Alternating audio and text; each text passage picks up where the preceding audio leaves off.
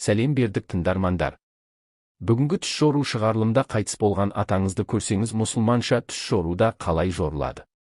Ата мен әженің бірінің қайтыс болуы ешкімге ұнамайтын нәрселердің бірі болып табылады. Өйткені ажырасудың ауыр азабы мен қайғысы, кейде кейбіреулер оларды қайта кездестірмеу және көру идеясын қабылдамайды.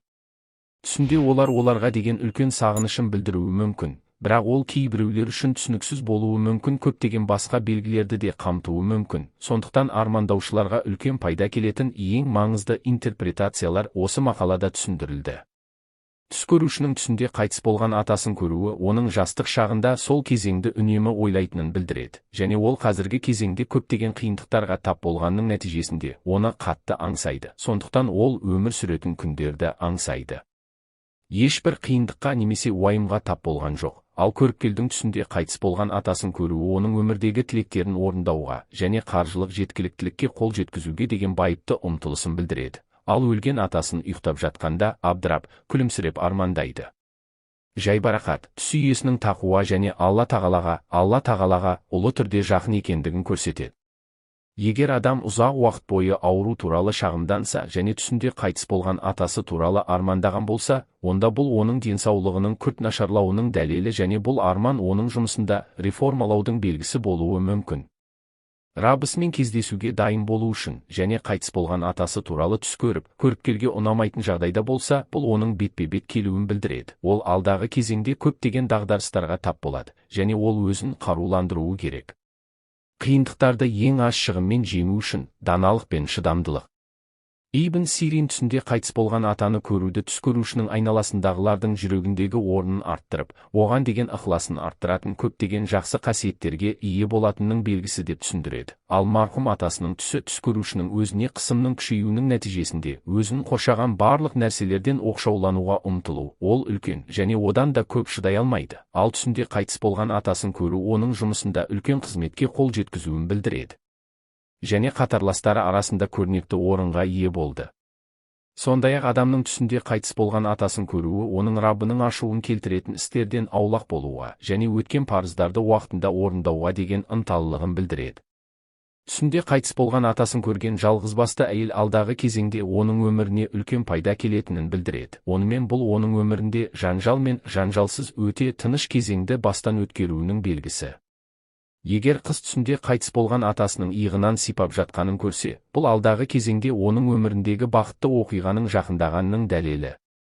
Үйленген әйелдің түсінде қайтыс болған атасын көруі оның үлкен қуаныш сезімін тудыратын өте жақсы жаңалық еститінін білдіреді. Ал қайтыс болған атасының түс көрушінің үйінде болған кездегі түсі күйеуінің үлкен өсім алатынын білдіреді.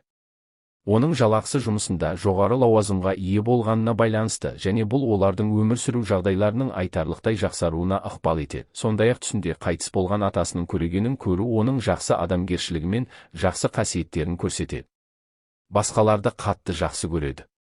Сонымен қатар, қайтыс болған атасын ұйықтап жатқанда көрген әйел оған өмірінде әрқашан армандаған нәрсеге қол жеткізуге уәде беруі мүмкін және оған жету арқылы үлкен бақытқа кенеледі. Ол отбасымен бірге тұрады. Түс көрушінің түсінде қайтыс болған атасын бала беріп жатқанда көруі оның ұрықтың жынысы түсінде келгенге қарама-қарсы болатынының белгісі. Ал көріпкелдің ұйықтап жатқанда қайтыс болған атасын көруі осының дәлелі. Алдағы кезеңде оны басынан өткеретін жақсы оқиғалар, сондай-ақ бұл көрініс оның денсаулығының тұрақты күйде екенін және ұрықтың барлық жамандықтан қауіпсіздігін білдіруі мүмкін. Егер әйел түсінде қайтыс болған атасының оған күлімсіреп келіп, оның қолдарын ақырын сипап жатқанын көрсе, бұл коқаның алдағы кезеңде көп ақша алатынын және оның жаңа нәресте болатынын білдіреді. Оның өмір үшін жақсы бет әлпет және бұл көрініс оның туған күні жақындап келе жатқанын және босану процесінің жақсы өтуін көрсетуі мүмкін. Ер адамның түсінде қайтыс болған атасын көруі оның қазіргі жағдайына мүлдем қанағаттанбауының нәтижесінде өмірінің барлық аспектілерін қамтитын көптеген өзгерістерге қол жеткізуді қалайтынын білдіреді. Мақсатына қол жеткізіп, көп қиындыққа тап болады. Ол шешімдерді тез жеңу үшін сабырлы және дана болуы керек.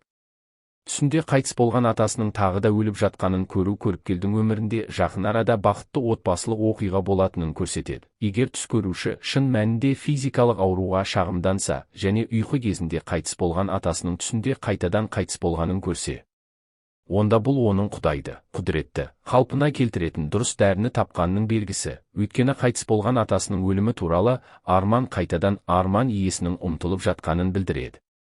Мақсатына қандай баға болса да, табандылықпен жету.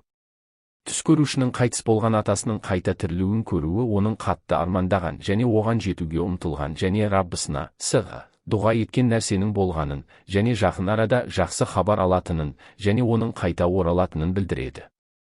Қайтыс болған атаның армандаушының түсінде қайта тірілуі оның мемлекеттік қызметте өте беделді лауазымға ие болатынының дәлелі, оның мансабы және ол үлкен әлеуметтік жағдайға қол жеткізеді және барлығының алғысына ие болады.